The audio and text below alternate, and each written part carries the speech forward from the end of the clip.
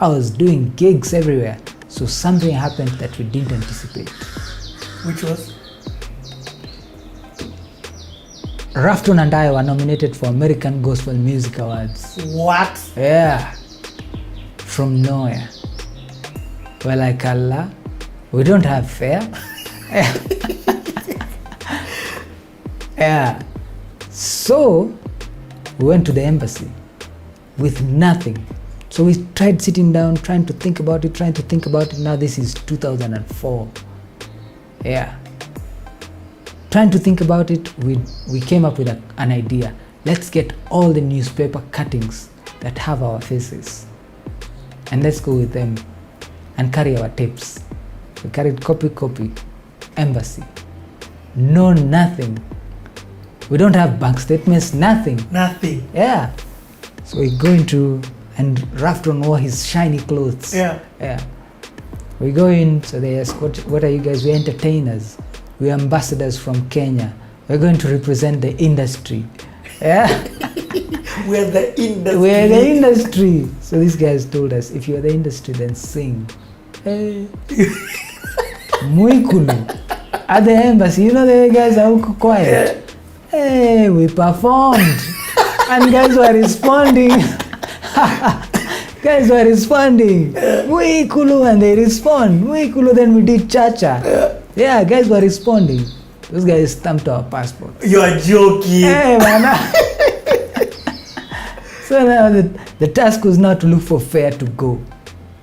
By the time we got fare, Rafton's flight was that evening. So he went to States in the t-shirt he had. That's all he had.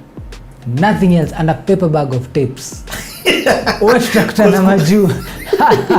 Tapes tunauza. Majuzi na wasi try kujua tuende na tapes. So he left.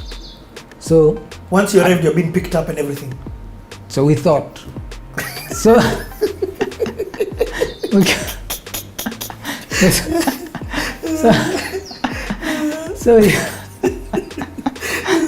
I get to the States, man. So Raf was on a different flight. So I'm in a different flight. So he's chilling there. So I come out. Hey, I see Raf. Hey, ushafika. Hey, tapes. Nishaziwai. Yeah. So we were lucky that the gig was actually on top of the building. Yeah. Mm-hmm. So not too far high. Yeah. So we just walked there. From the airport? Yeah, we just walked to the venue. We asked around, where is this place? It's not too far. Who's picking you? Oh, yeah. We walked to Komaju, man. To tumefurahi.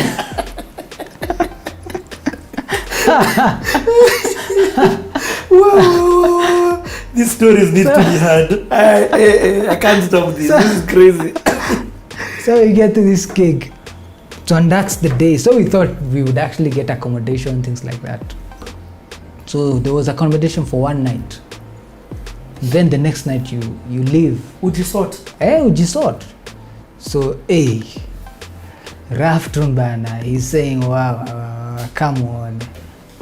I'm telling you bana, to Komaju, man. Hey, we're walking, we're checking out the lights. We're like, this is the life, man. So the guys gave us a room for a night. Mm-hmm. Because the event was the following day. So we get that room. Raf is telling me, wow, kuna bathtub mse.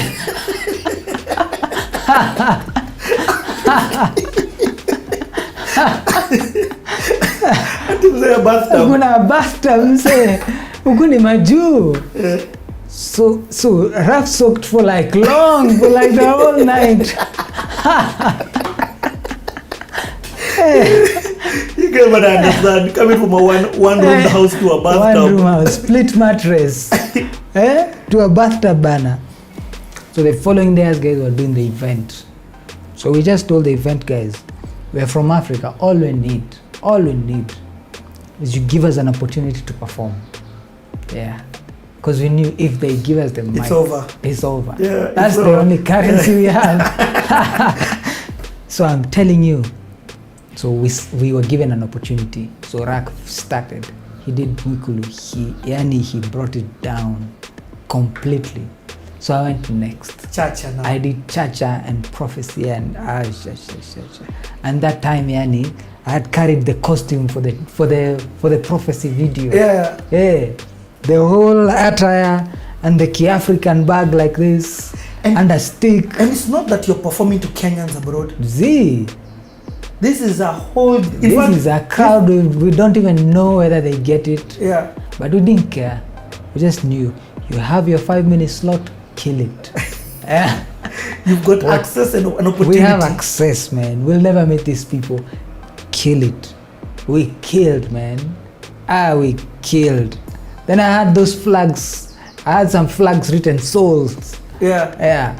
So it was just a stick and a kitamba. Yeah. Souls. We killed it. So then we won for International Artist of the Year.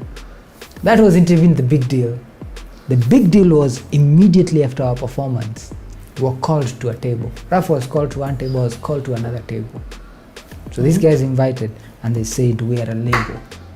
We want to sign you now. Same, Raf, a whole different label. Said, we want to sign you now. We don't even know what it means. They were like, They said, tomorrow. For me, they said, tomorrow we fly to Atlanta. Yeah, we'll extend your visa. We'll fly to Atlanta. We do you an orientation training. We sign you. You are an artist. Raf, same. We're meeting. He's saying, hey, I've been offered a deal. I'm like, I've been offered a deal as well. And next day, Raf disappeared. Huh? Yeah. Vanished into this car. The next time I saw him was in Kenya. What? Hey. Myself, I vanished like this on the other end. But like, God mele, man. What do you mean? Yeah. So what do we do? And we've been offered to be signed by 2 different companies. So the company that was to sign him was in ATL. The company that was to sign me was in Florida. You are serious? Yeah, we're like morale, man. You guys, this is insane. Yeah. So he vanished on that end, I vanished on the other end. So I'm in Florida now. They paid the ticket, of course, kila kitu. Everything. I'm in Florida and I'm living in the house of the president of the label. What? Yeah. What label was this? Can you remember it? Yeah, I do. Say it. The story will change. Okay, so. Okay, you'll need to say it though. What? Yeah. So I was in the house of the president of the label for not 1 month, 7 months. What? 7 months. This is insane. Yeah. 7 months. So 7 months I was given a deal. And the idea was first orientation, first meet the other people from the label, then you sign a $3 million deal. You okay? Then it's 205, man. I was like in my 20s. You were? I was a toy. They're saying $30 million. I don't get it. 3 million shillings. No, 300 million shillings. 300? Yes. Yeah. $3 million. Yes, 3 million. Yeah, 300 million. $3 million. Yeah. Yeah, 300 million Kenyan. I'm like, I don't get it. So they said, we'll give you a car, we'll give you a house, $3 million deal, but you have to make a choice. You can't be a gospel artist. That's not where the money is. Hey. You can't be a gospel artist. We change your name, you change your identity. You're a new guy. And I promise you, you will kill like crazy. Eh? What? Yeah. I'm telling you, man. You ever seen highs that are too high and lows that are too low, all at the same time? And now you've lived in their house, so you're at a point where you almost owe them. You get? Yeah. to a point where now they refer you as their son. So now you're in midway this thing. They're saying, okay, so orientation, you don't know that anything will change. Yeah. So you're going, you're meeting the rest of the artists, we're going to their gigs. Okay, this is how it works. Hey, this is our crew, this is our tour crew. Nini. Houses, I was taken to different houses. These are the houses. Cars, pick a car. So we'll pay and we'll give you a $3 million deal. I'm like 20 sijui what. Hey, let me call home. I call home, guys are telling me usirudi. Utarudiaje bila hiyo deal? Sign it. But wanasema niache kukuwa msee wa gospel. Sign it, man. Like, Buddha, you need 300 million. Unarudi humo. I'm telling you, it was the hardest decision. The hardest. Because now I'm talking to the rest of the guys in the label. What deal did you get? Same. So, what did you do with the money? They say they give you part of it, but part of it is not cash. It's like line of credit. So line of credit, now you get to... You sell albums, they take it back. Yeah, they take it back. Your car is actually paid by the line of credit. Your house, your nini line of credit. So it's a loan. What's the interest rate of this thing? Bana, yani I was just feeling choked. So I'm asking these guys, so you guys, when do you go home? We never go home. Because our contract, we have not broken even. Ati what? So I'm asking these guys, so can I go back to Kenya, then come back? They're like, Z, we'll extend your thing for 10 years. After 10 years, you can go back to Africa. Ati what?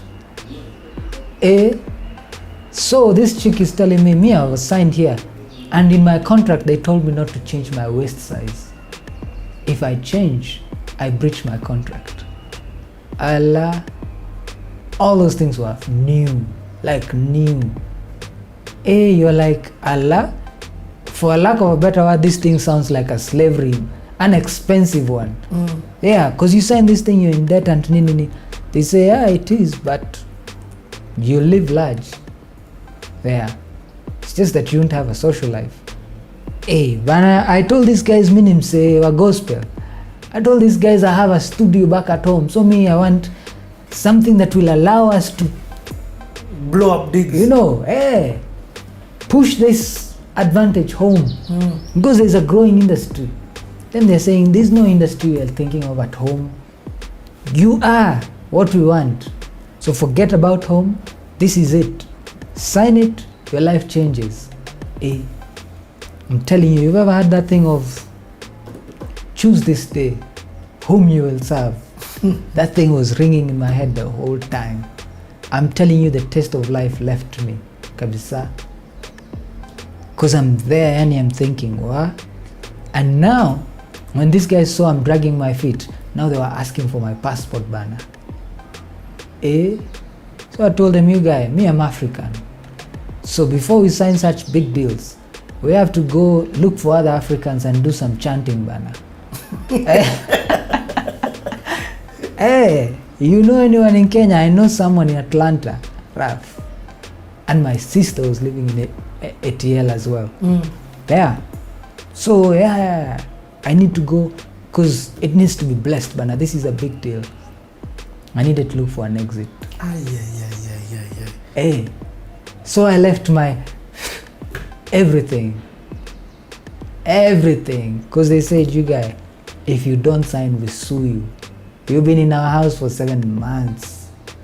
You owe us signing this thing.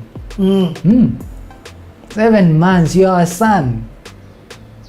I'm telling you, I was trying to tell them, Bana, I'm gospel. And that's what it is. They say, you would have told us 7 months ago. You didn't tell me that I'm changing. You get? It was hard. You saw the other side. Yeah, I saw the other side, literally. And that's the day my eyes opened. I looked at Kenya. I'm telling you, I looked at Kenya differently from that day. I saw, wow. Yani, there's so much we have not explored. And that time, that's when you're thinking, I'll never despise home. Yeah, because at home, When you make a coin, it's your coin. But here you make the coins in advance, then you become a slave for not less than 10 years. At the 10th year, if you've not paid up, they renew it for a new 10 years. I'm looking at these guys, yani, you see the face, the glamour and everything, but 7 months is a long time. You hang out with these guys. So you hang out and you talk and they tell you, man, I had a kid when I left home, man. I can't even tell you how old they are right now, or how they look, or how, you go home. I can't go home, I'm on contract. You don't want to see how much debt I have with these guys. And when we go to, when you go to a gig and they bring a bouncer, they bring a limo, they top it up on your bill. So your bill will never really end. It's an unending deal. And you can't go with a normal moti. You can't go with a normal to act like a normal guy? Yeah, what do you mean? You want to... It's in the contract. Yeah, it's in the contract. There's a standard. So, eventually, I left everything. Everything. The passport, peke. Passport alone. I told them, I can't cross to ATL like this. I need my passport. All I had was my passport. Everything, my clothes, everything. I left them there. ATL. So I write them back. I tell them, hey, my lawyer needs to talk to you. What lawyer? I'm the lawyer. So I emailed. Ndio kila kitu. I told them, hii haitaweza. Hey, they were furious. Hey, they were furious. But what to do? I had no option. But you can imagine, now I'm there, I can't stay there. My days are over. My extension. Home. So I go home with nothing. I come home with a jacket I had worn. It's the jacket I dropped with. No one even came for me at the airport. There's nothing to come for. Nikashikamat. The only guy who was there was Mike. He was chilling for me 7 months later. Hey, so 7 months later, I'm telling him, upgrade me, bana. What's happening in the industry? So he telling me, hey, the industry has expanded now. Hey, exactly. Things are like this, like this. Exactly. Whatever have become zaidi ya mziki. Zaidi ya mziki. Yeah. Then now I understand it. I remember you disappearing. Vanished. I remember it because I just checked into the industry. Exactly. Personally. Then I vanished. Yeah, you were never there when the whole time we did the K-Crew gigs. Exactly. That time. Yeah. You are not there at all. I was there. So I'm coming home. I'm finding rough. Allah, you're in Kenya. Hey, I'm in Kenya. What happened? The guys told me to be secular. Same thing. Hey, they gave me this deal that was raw. Leave alone even the secular element, just the rawness of the deal. Yeah. So he's back. So what to do? We start all over again. I'm telling you. Time number 3. Nothing. This time, Kev. We're coming back and Kev is in the States. He goes and fails completely. And he's back. And all of us converge, having failed. And we all have to start all over again. That is insane. That's crazy, man. It was like... That is crazy. Yeah. 0. But we knew they can take your fruitfulness. They can take your fruit, but they can't take your fruitfulness. So guys, tukunje shati. We started all over again. And now from there, we went heavy. TV now. So we created shows. We had 1,000 hours of content on air per month. Yeah, 1,000. You know, that is a lot. That's a lot. In a week, if you have 7 hours, that is already a lot. Yeah. Because that's every day having 1 hour. Exactly. You had 1,000 hours worth of content on all the different stations. Per month. We had an What are some of the army. example of shows that you had? So we had Password. Password, by the way, was like about 2 hours, or more, if not long. Yes, I remember yes. it was long. It was so long. I used to wonder, this thing is long. Yeah, it was long. It was longer than the beat because my reference was the beat there. Exactly. So we were twice the time because it became a hit. And It you were was being 1 paid? hour. Yeah. Then it became 2 hours and we were being paid. And on top of that, you had your SMS code. Now I came back and there was a guy who was now double alive, SK the businessman. Because I You went had there, learned. I learned. I saw 7 months is a long time, man, to just see. And you're thinking everything is a business, man. Everything, 100%. Oh, we make a t-shirt, it's a business. There's everything. So I You were learned. schooled. I was schooled for free. Anyway, let's talk about this States thing. Yes. Ambi is a whole other story that I'm sure we're going to Because continue. no, the Ambik Yes. story comes after I come back. Yeah. uh-huh. So the tour happens in June. We'll head out to the States in June. That was my first time Out of the country. Out of the country. I'd never been out of the country before. Even UG. Never been. That was a nice start. Yeah, start in America. With all the clothes which I went and threw them immediately. All my luggage. I went there like, so we can get all this. Like, And you're being out. paid. Yeah, we're being paid. Well, for me and JJ, which later we ended up causing because they were giving us like it was way less than what the other three girls were. But that's why I also learned the power of negotiating. Mm-hmm. If you want something, no one is gonna think for you. Yep. You have to state it, because sometimes you don't state it because you're afraid they'll reject you. Mm-hmm. But just risk it. They may just give it to you. But you see, at that time I didn't know. Me, I was just excited to go to the States. Mm-hmm. And so the United States ended up coming like that arc in your career. Mm-hmm. That's when I said music this is for life. Uh-huh. And that's when I now said I am a pianist. I'm officially a piano player. If someone ever says, what are you? I'm like a musician and I play the piano. Okay, tell us about the experience that you had in the States. First of all, what were you doing? Where were you going? Okay, the US, the tour was based in the West Coast. Mm-hmm. And so it was crazy because that's when even I learned about live performance and what goes through it. Because the way they had set it up is that we as the artists were the ones who were given a van, travel into all these places in the Midwest and the West, starting from Colorado, going all the way up, start coming down. So we're the ones who had to get the address there by ourselves. So those are the days of MapQuest, where you have to print those directions, and then go to the church, set up, because we had the gear at the back of the van. With you? So there were 6 of us, 7, because now FJ Mwangi, Okay. which is another interesting story because he was in Nairobi school. Yes, in fact, you mentioned Yeah, him. I mentioned him. Yeah. And he's a mad organ player, And so he joined the tour because he was in Berkeley College of Music. Mm-hmm. Who was his roommate? Eric Onaina. No way. So that's when I started getting to understand about Eric, and it was exciting. And then of course I knew him from Patch. Yeah. So now he ended up taking the role of the bass player. Mm-hmm. So he ended up being, and then he had already done a YFC tour before. Mm-hmm. So he knew the workings. I think even he had done 2 before.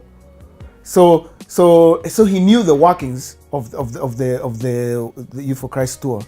So we did how many states? We did most of the West Coast and the East Coast. So you arrive into a place you set up. Either a school. So we'd do a school and it was mostly, especially when not even especially, all the time. Set up in the arrival at school. Set up. We're the ones who do the assembly, like at 8 a.m. Play do 30 minutes, interact with the kids. Sit down, travel to the next destination, which is like 4 hours away. But the aim was to raise funds. Yeah, it was to raise funds for the project. Yeah, so you talk about what you're doing. Yeah, what we're doing, and then there was a video. Sometimes we play for kids, not necessarily, especially the schools. But now in the evenings there was like special services and meetings that were set up for us. So like Wednesday evening, like most churches in the States have got Wednesday, Friday services. So we do that, and we did that for an entire year, where we set up, sat down, travel like for 4 hours, and then you're in this small space. An entire year. Yeah, 10 months. 10 months, 10 and a half years, 10 or 11 months, yeah, almost a year. And like doing 3-4 gigs a week. 3? Are you crazy? We'd do, let's say Tuesday 2, because Monday we're not working. So, and Tuesday was sometimes Tuesday wouldn't. So Wednesday, Thursday, Friday, Saturday, Sunday. So when I was hearing Muthoni talk about her story, I like, us guys did even a crazier schedule. We were doing, Monday we do in the morning 2 shows. No, Monday you don't do. Monday. No, sorry. Wednesday we do 2 shows. Probably even there may be a 3rd show at lunchtime. And then travel 3 hours to the next Nini in the evening. Set up, do the exact same thing. So sometimes we'll be hosted by families, other times we'll be put up in a motel. Get up in the morning like at 4. So sometimes you don't sleep. Do the same thing. So an average, so Wednesday, Thursday, Friday, Saturday and Saturday is madness. Those are church days. So probably in a week we're doing like even 10 shows. That's insane. For 10 months. 10 months. If someone asked me, would I ever do it, I'd be absolutely never, ever do that thing again.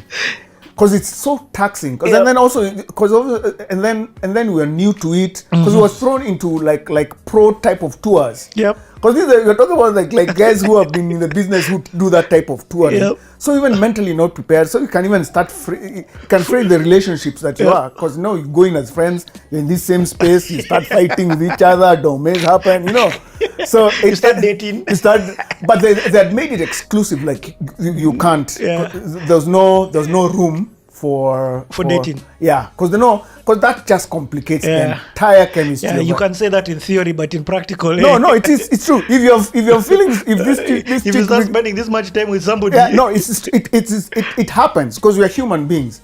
But you just have to also teach yourself that you don't have to go with how you feel. Yeah. If it happens later, see, even in a workspace, you can feel a chick and you're like, whoa. But then you're like, and then in a tour, it just becomes completely complicated, especially, and I've heard stories where when artists start dating, it spoils the entire tour to the point where some guys have to leave, get other personnel, because the dynamics changes, I think it's Jagged Edge and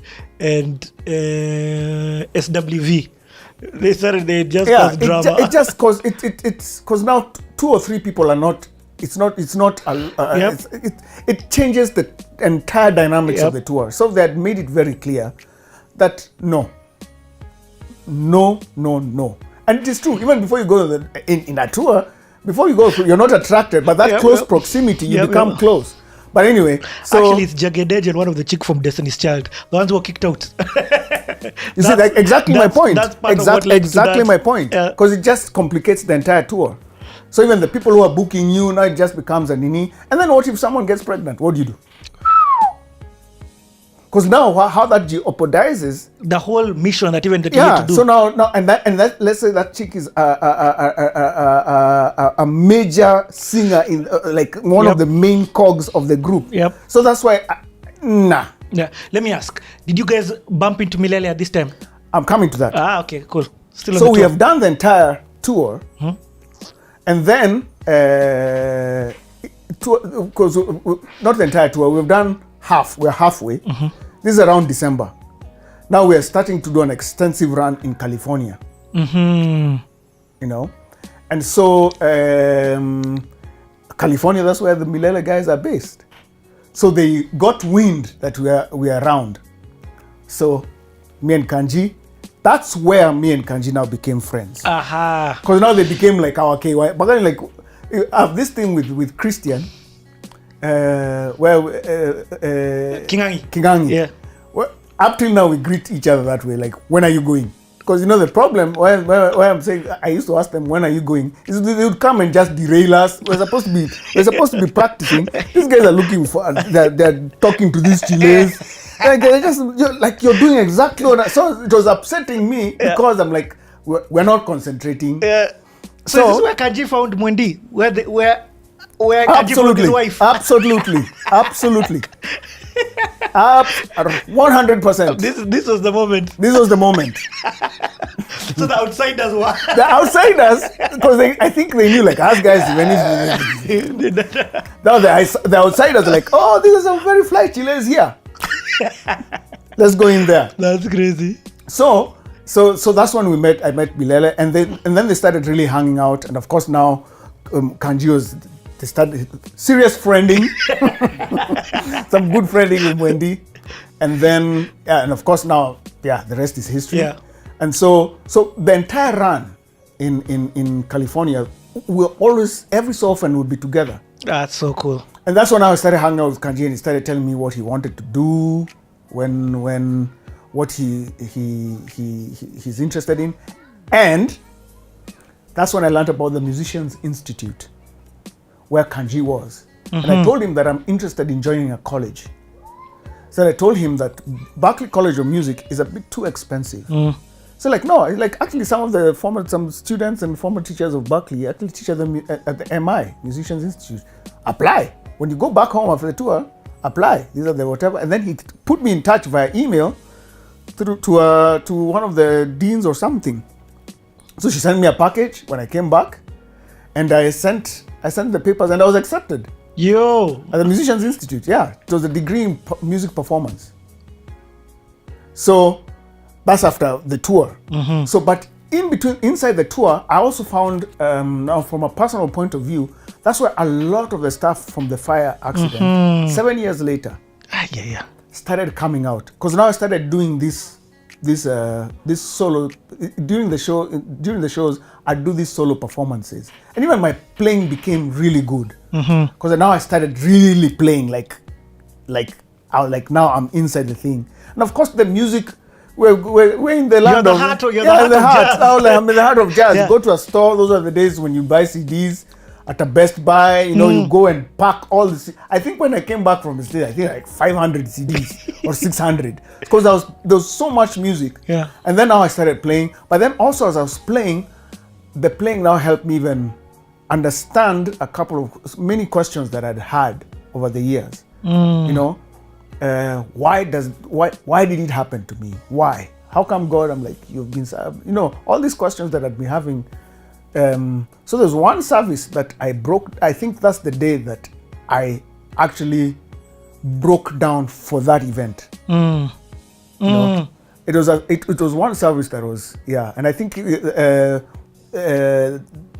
when all the guys who were there would remember, it just broke, and I was like, wow, and I was like, it's okay, there's nothing wrong. That's when I was like, acceptance, because before, I think as a pastor, I used to get upset. I'd catch a lot of feelings before I'd this raging thing. I wouldn't be like shout, but I'd take things personally, and I'd be so upset at things, But that's when I was like, okay, I think now I'm starting to accept that, it happened to me. There's nothing wrong. And a lot of the things that I'd been feeling, that had been percolating outside, like self-worth, all started coming out. And I'd played a piece, but at the end of the service, I just sat down. I couldn't go. I was just bawling out. It came out. Yeah, and I think that was now, I'd say it was... Letting it go. And as much as I'd healed generally, not even generally, I'd healed physically, but that's when now the journey of the inside. Yeah, the PTSD and the depression and all those, the pain. That's when I looked at it, Yeah. And that tour was. I want to ask a question to do with this whole space that you're talking. Yeah. A lot of times when you play, I remember now Generation 2 of Kijiji would always say, hey, let Aroro come and play some Jesus keys. The reason why I've said that is what's music and spirituality, or music, and for you, did you feel that music had this other power in a sense? Actually, that's a very good question you ask, because even that's what informs me now. Because it started at Youth for Christ.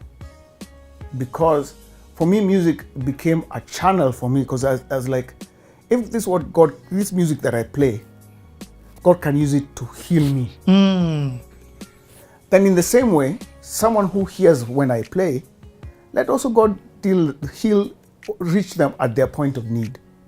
That's So crazy. I'm not. For me, it's like it has become so natural to me that I'm not. It's not like it's even a mission. It's who I am now. So anytime I play, even when I'm testing a keyboard, just recently because now I work at the guitar center as an instructor. I was testing out a keyboard. I was just there's a new keyboard that came out last year. So I was just sitting down and playing.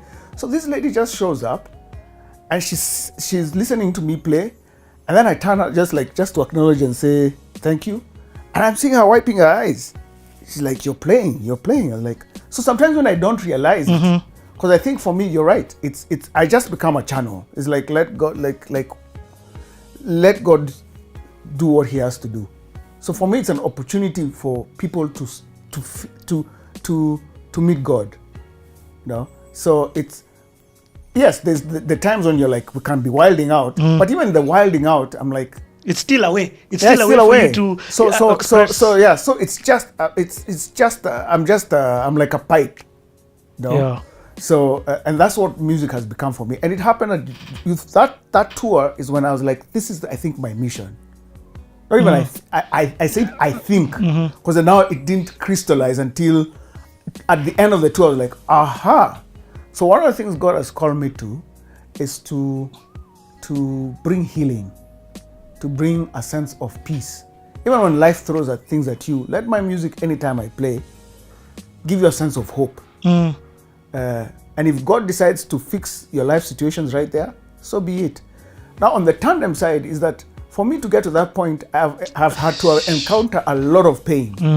Because I'm also playing from a point of pain. Personal, physical, and even years later. Emotional. Yeah, I've had to deal with such crises. Personal things, it doesn't stop. But I've remembered that I always remind myself that even for me, I play music to myself. Sometimes when I have nothing to say, when I encounter some crazy, ridiculous situations, when those situations when you're at a corner, like I don't have any option, I just sit.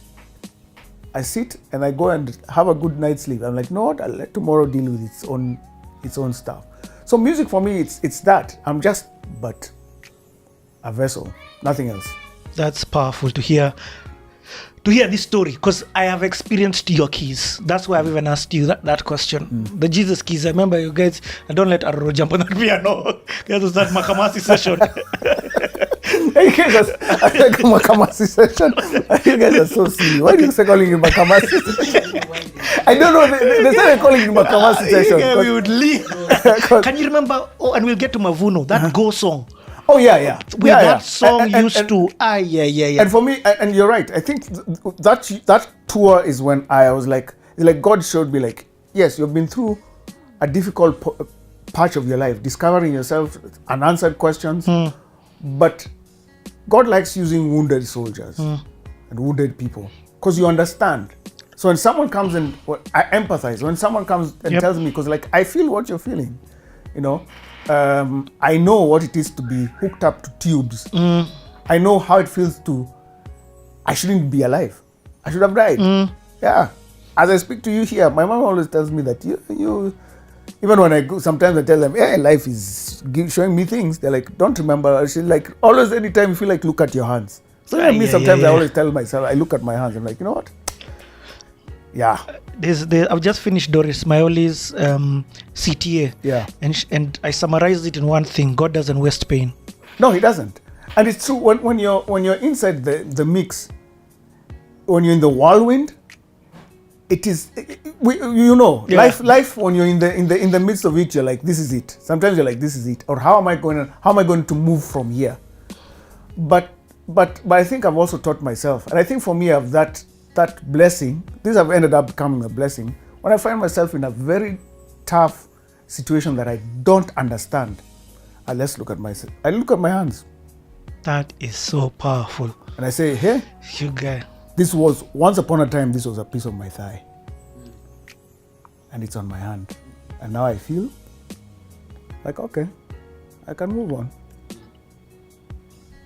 I can move on. Yeah, so. Bro, that's a heavy one. But I love it. Yeah. Okay, it's like the nails.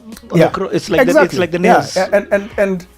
And not to say that I am like some champion, no. Yeah. And not to say that there are no situations that this is the worst. I've been even in deep personal crises, and that's when I sit down and play. And that YFC tour, oh man, it changed my life. It changed my life. I love it. And for me, I've got this thing I noticed that for me, like some major milestones in my life happens in sevens in some strange way. I've got numbers. Yeah. The fire happened when I was 14. This thing for IFC 21, 28, I'll come when something else happened. 35, Oh. the idea of moving to the States happened when I was 35. So I'm like, hey. So I was like, so the other day I was like, 42 20, next year. What's going down? 42? Okay, so let's go back to 2021. Yeah, 21. Now you come back. I come back. Okay, first of all, is there any other moment? No, actually, I No, think that's momentous. when I come back is now getting Okay. accepted at my musicians institute. Yes. But then it ended up becoming so expensive. So my parents are like, "Ay."